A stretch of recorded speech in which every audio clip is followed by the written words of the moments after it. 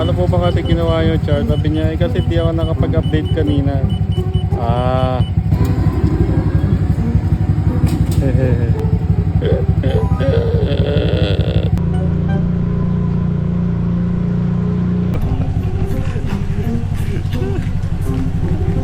Eh, Ma'am Katrina po? Yes, kuya. Oo. Delivery po. Andito po ako sa may tulay. Sa Corpa. Sige po. Sige po, labas na po ako. Okay po. Katrina po. Alam niya na kung kanino galing. Sorry na daw. Nakatulog lang naman daw siya. Patawarin niyo na. Ito naman, pagod yung tao eh. Joke. Okay na po picture ako.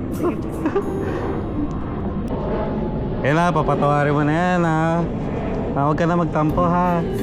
Love ka niyan, magkamagal lang. Thank you. Thank you po.